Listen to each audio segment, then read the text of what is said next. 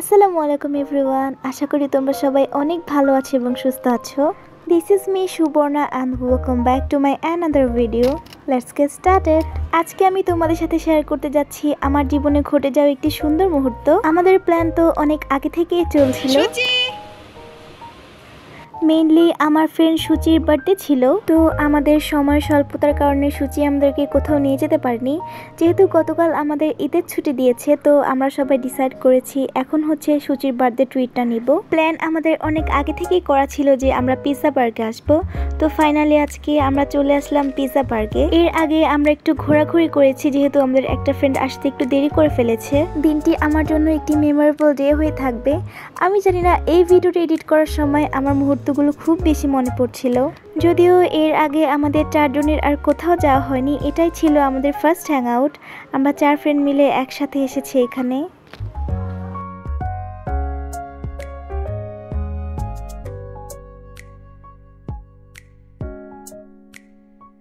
উনি হচ্ছে আমাদের বার্থডে গার্ল, ওনার কারণে এখানে আসা। আমাদের ট্রিটটা আজকে উনিই দিবে। ছবি তোলার পর তাদের ছবিগুলো সুন্দর আসলো কিনা বাজে আসলো, তারা সেটা দেখতেই বিজি। তারপর আমাদের খাবার চলে আসলো। আমরা একটা লার্জ সাইজের পিৎজা অর্ডার করেছিলাম। যাই হোক, আলহামদুলিল্লাহ পিৎজাটা অনেক মজা ছিল। তো তারপর শুরু হয়ে গেল আমাদের ফটো সেশন। এই যে ইনি হচ্ছে আনিকা।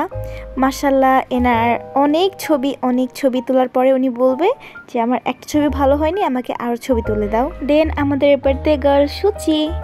কিছু ছবি তোলার পর আমরা চলে আসলাম সুপার শপে। সুচি আমাদেরকে চকলেট কিনে দিয়েছে। তারপর বের হয়ে আমরা কিছুক্ষণ হাঁটছিলাম। আসলে টাইমটা অনেক সুন্দর কাটছিল আমাদের। আসলে এই মোমেন্টগুলো অনেক সুন্দর ছিল, যেগুলো আমি এক্সপ্লেন করতে পারবো না। কলেজ যাওয়া, কলেজ থেকে বাসায় ফেরা, আবার কলেজ যাওয়া, এছাড়া তো আমাদের কখনো বাইরে দেখা হয় না।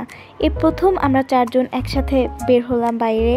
তো এখানে একদম আকাশ অন্ধকার হয়ে গিয়েছে, হয়তোবা বৃষ্টি আসবে এরকম একটা অবস্থা।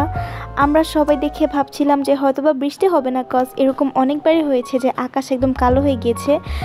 ওয়েদারটা মাশাল্লাহ এত সুন্দর ছিল। তারপর প্রায় 4টা বা 4:30টার দিকে আমাদের মনে পড়লো যে না, আমাদের অনেক টাইম ওয়েস্ট হয়ে গিয়েছে, এখন আমাদের বাসায় যাওয়া উচিত, কারণ বাসায় আম্মু অনেক চিন্তা করবে। কিন্তু তারপর দেখলাম যে আকাশটা একদম অন্ধকার হয়ে গিয়েছে, সব ফ্রেন্ড সবার বাসার উদ্দেশ্যে চলে গিয়েছে। তো আমি ভাবলাম যেহেতু ওয়েদারটা অনেক সুন্দর, আমি একটু ঘুরে তারপর বাসা যাব। কিন্তু এই ভাবাটাই ছিল আমার সবচেয়ে বড় ভুল, কজ আমি বুঝতে পারিনি যে এত জোরে বৃষ্টি পড়বে।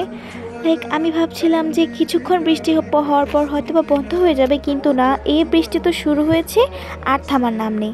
আমার আম্মু ফোন করছিল, বাবা ফোন করছিল, কিন্তু কি আর করার, আমি বলেছি যে আমি এক জায়গায় দাঁড়িয়ে আছি।